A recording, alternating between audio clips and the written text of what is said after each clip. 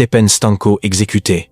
Dernier repas et dernière parole, couloir de la mort. Dernière heure, le 13 juin 2025, Stepen Stanko a fait face à son destin. Dans le couloir de la mort. Que s'est-il passé dans ces derniers moments? Quel a été son dernier repas? Et qu'a-t-il dit avant de partir? Dans cette vidéo, nous révélons tous les détails de son exécution par injection létale. Abonne-toi, active la cloche et reste jusqu'à la fin pour connaître cette histoire choquante. Qui était Stepen Stanko? Stepen Stanko, un nom qui a marqué l'Axeran. Histoire criminelle de Caroline du Sud le 13 juin 2025. Cet homme a été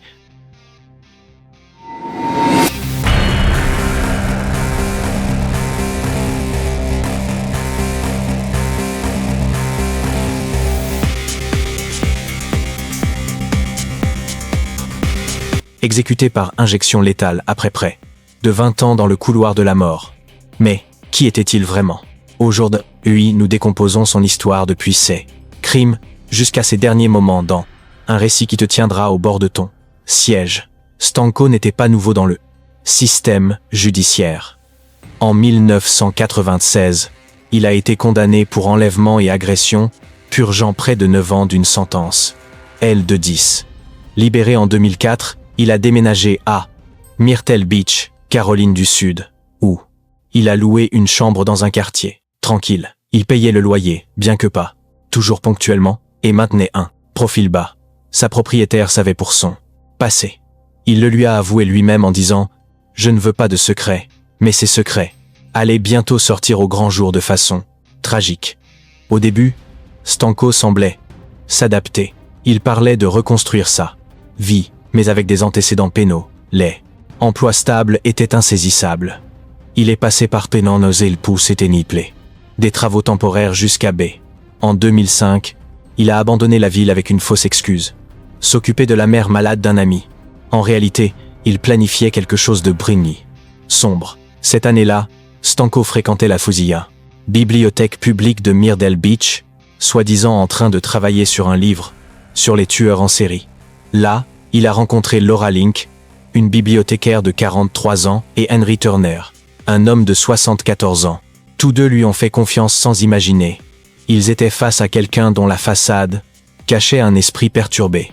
Les crimes qui ont choqué la Caroline du Sud. Avril 2005 fut un mois qui a changé pour toujours la vie de plusieurs familles en Caroline du Sud. For and kidnapping.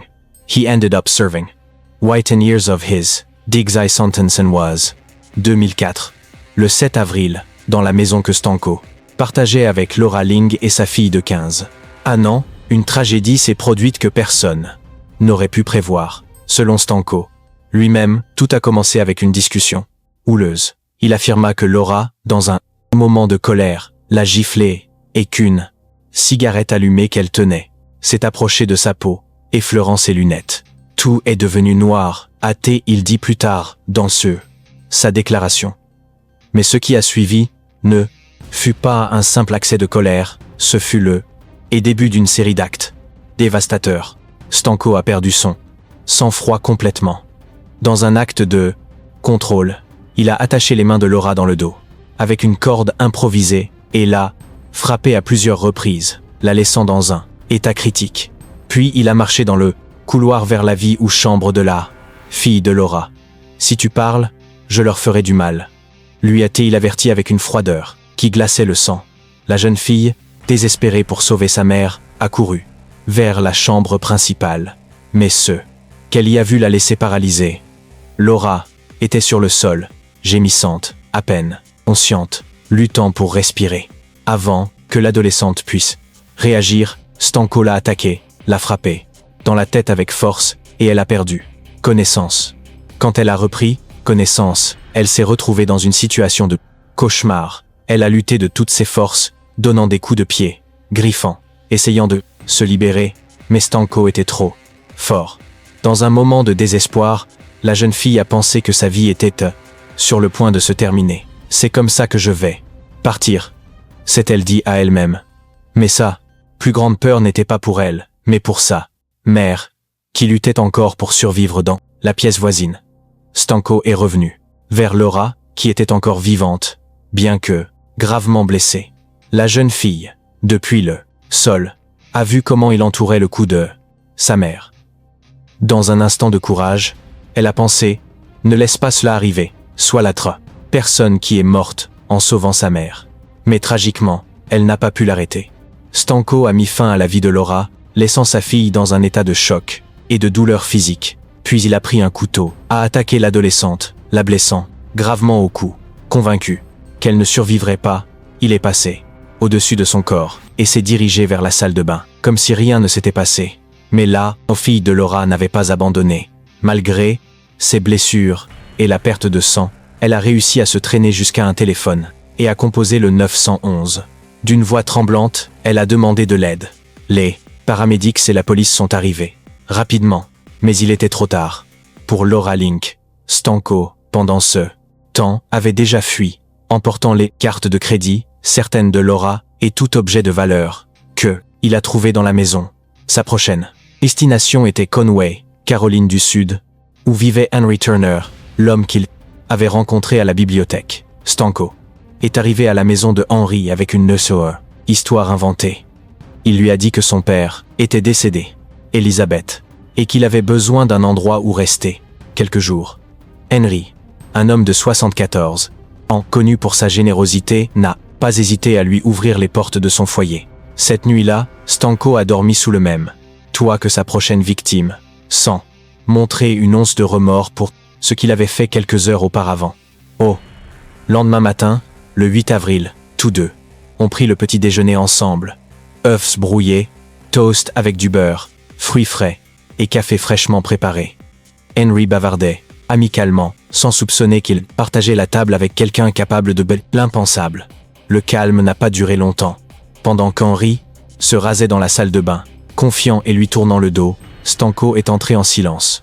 Il a pris un pistolet qu'il avait trouvé dans la maison, a pressé un oreiller contre l'arme pour amortir le son et a tiré. Henry est tombé au sol, blessé, encore vivant. Sans hésiter, Stanko l'a frappé à la tête avec brutalité et a tiré à nouveau, cette fois dans la poitrine. En un instant, un matin, tranquille est devenu une tragédie. Silencieuse, Stanko ne s'est pas arrêté là. Il a vidé le compte bancaire de Henry, a volé sa camionnette et a continué sa fuite comme si le monde lui appartenait. Cette même nuit, il était à Columbia, Caroline du Sud, dépensant l'argent volé dans des bars locaux, offrant des verres à des inconnus et souriant avec une confiance qui semblait imperturbable. Puis il s'est déplacé à Augusta, où il s'est présenté comme un homme d'affaires prospère, propriétaire de restaurants et assistant au prestigieux tournoi de Golf Masters. À Augusta, Stanko a rencontré une femme qui, confiante en son charisme et ses histoires élaborées, l'a invité à rester chez elle. Elle n'avait aucune raison de se méfier de lui. Pendant quelques jours, Stanko a vécu sous son toit, se comportant comme un homme du monde sans souci. Mais le matin du 12 avril, tout a changé. La femme a ouvert le journal local et est restée paralysée. Là, en première page, se trouvait le visage de Stephen Stanko, recherché pour 2 crimes graves en Caroline du Sud. Sans hésiter, elle a appelé la police. Des heures plus tard, les US Marshals ont refermé le cercle et l'ont capturé. L'homme, qui avait un jour écrit un livre derrière les barreaux, était de retour en prison, cette fois sans possibilité de s'échapper. Quand les enquêteurs ont fouillé la maison de Stanko, ils ont trouvé quelque chose qui a laissé même les officiers les plus expérimentés sous le choc.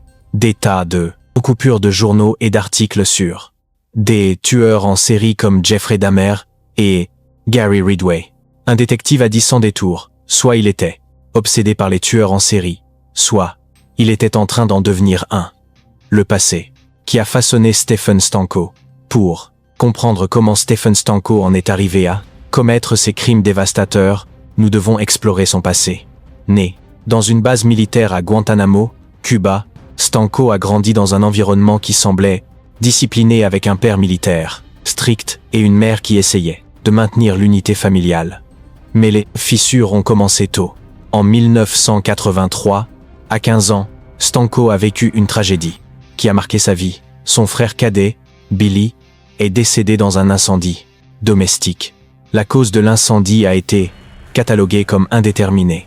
From her, Elizabeth also learned that Stanley was defrauding people, stealing, and care, and that he even stole a computer from the home of one of her friends. When she'd had enough, Elizabeth told Stanko to leave her house. However, as we would soon learn, Stanko did not like being confronted about his wrongdoings, and he didn't take rejection well. Late one night, Stanut, Elizabeth, while, mais des rumeurs d'un incendie provoqué ont circulé dans la communauté, laissant des questions sans réponse. Cette perte a dévasté la famille. Le père de Stanko, auparavant une figure autoritaire, s'est enfoncé dans la tristesse et s'est éloigné émotionnellement de son fils. La mère luttait pour maintenir la famille unie, mais la douleur était immense. Quelque chose chez Stanko a changé après cette tragédie. Il est devenu plus réservé, comme s'il portait un poids invisible. Malgré cela, Stanko a montré du potentiel. À 17 ans, il a obtenu un score haut. 85 percentiles au SAT, 500 en verbal, 620 en mathématiques, rêvant d'entrer à l'Académie de la Force aérienne. Mais, en 1986, une lettre de rejet de l'Académie a détruit ce rêve, marquant un point d'occasséreux. Inflexion. Désillusionné, il a essayé d'étudier dans une université communautaire, mais n'a pas trouvé de voie. Bientôt, il a commencé à commettre de petits vols, un chemin qu'il a peu retenu, a conduit à des crimes plus graves. En 1992, à 24 ans, Stanko a rencontré Liz, qui est devenue sa partenaire. Au début, il semblait charmant, mais des signaux d'alerte sont rapidement apparus. Mensonges sur de fausses affaires, vols de voisins, comportement évasif. Une nuit, Liz s'est réveillée et l'a trouvé, en train de l'observer en silence. Avant qu'elle puisse réagir, il a essayé de l'asphyxier. Liz l'a supplié d'arrêter, promettant de ne pas le dénoncer, et il s'est arrêté, mais la relation est restée fracturée. En 1996, la situation a explosé. Pendant une dispute violente, Stanko a attaqué Liz avec un chiffon imbibé d'un produit chimique, la laissant défenseuse.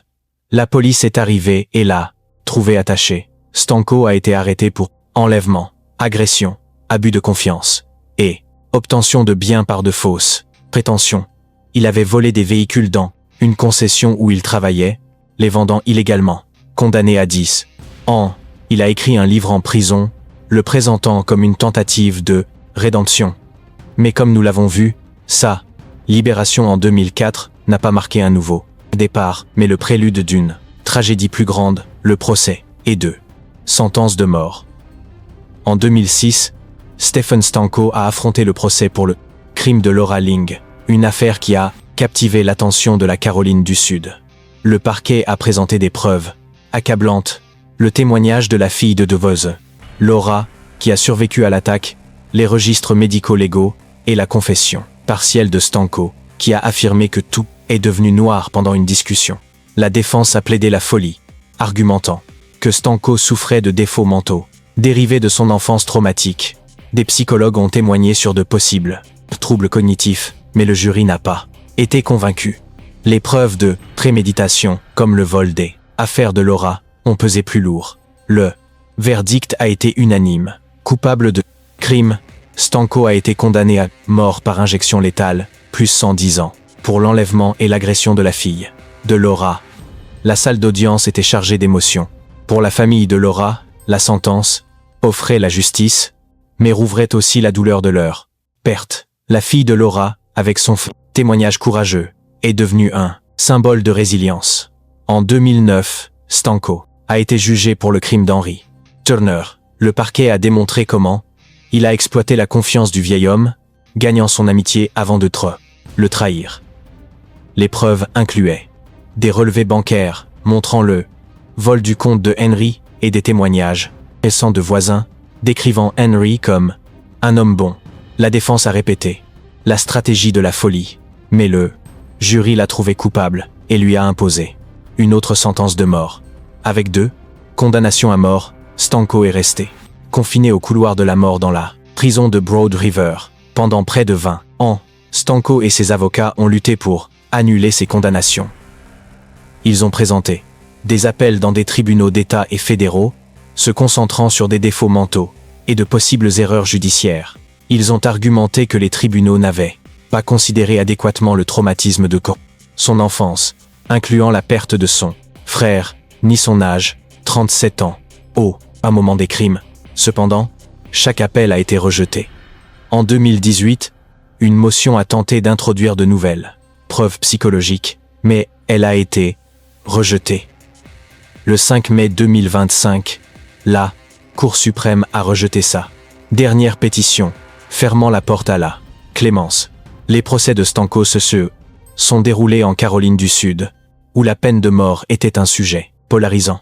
Les défenseurs voyaient dans des cas comme celui de Stanko une justification pour le châtiment maximum, tandis que les opposants questionnaient son efficacité et sa moralité. Les crimes de Stanko, par leur brutalité, ont alimenté le soutien à la peine capitale dans la communauté locale, bien qu'ils aient aussi généré des veillées en mémoire des victimes, reflétant une douleur collective. Le 16 mai 2025, la Caroline du Sud a fixé la date de exécution.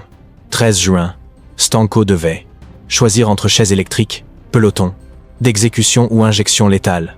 Initialement, il a considéré le peloton, croyant que ce serait rapide, mais le cas de Michael Maddi, exécuté par fusillade en 2025, l'a fait douter. Le rapport médico-légal de Magdi a révélé qu'une seule balle avait atteint le cœur, causant une souffrance prolongée. Des témoins ont rapporté des gémissements 45 secondes après. Les tirs et le manque de preuves balistiques a généré de la controverse. Perturbé par cela, Stanko a opté pour l'injection létale, une méthode qui, bien que non exempte de critiques, semblait plus prévisible. Dans ces derniers jours, il a été transféré dans une cellule d'attente à Broad River avec des visites restreintes. Selon des rapports, il a passé du temps à écrire des lettres et à parler avec un conseiller spirituel, bien qu'il n'ait jamais partagé publiquement ses réflexions. Le jour final de Stephen Stanko, le 13 juin 2025, a marqué la fin du chemin pour Stephen Stanko. Dans la prison de Broad River, Caroline du Sud, l'ambiance était froide et silencieuse. Dehors, des manifestants se sont rassemblés, divisés entre ceux qui exigeaient justice pour Laura Ling et Henry Turner, et ceux qui s'opposaient à la peine de mort. Des pancartes avec des messages comme « Qui Jésus exécuterait-il ?» et « Œil pour œil et le monde deviendra aveugle » remplissaient l'air, tandis que les médias capturaient le moment. À l'intérieur, Stanko a été amené dans la salle d'exécution. Ils l'ont attaché à une civière avec des sangles, étendant son bras pour insérer une voie intraveineuse. Avant la procédure, ses avocats ont lu une déclaration finale de 3 minutes et demie écrite par Stanko, qui a exprimé des remords. « Je regrette sincèrement la douleur et la perte que j'ai causée dans cette situation. Horrible.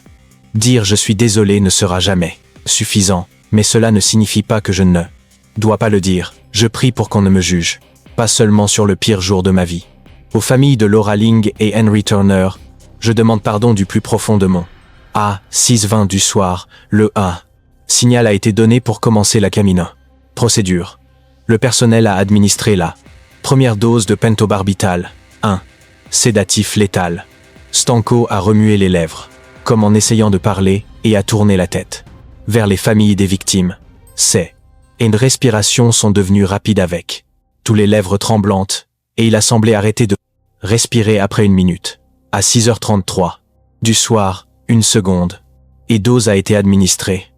1 minute plus tard, à 6h34 du soir, un médecin a déclaré Stanko décédé. Il avait 57 ans. Si cette vidéo t'a fait réfléchir, n'oublie pas de laisser un like, de partager cette vidéo avec quelqu'un que cela pourrait intéresser et de t'abonner à la chaîne pour ne pas manquer nos prochaines enquêtes. Active la cloche pour en recevoir des notifications de chaque nouvelle vidéo que nous mettrons en ligne et dans les commentaires. Nous voulons savoir ce que tu penses de la peine de mort. Penses-tu que la justice a été accomplie dans le cas de Stephen Stanko Cohen? Laisse ton opinion ci-dessous parce que ta voix compte pour nous.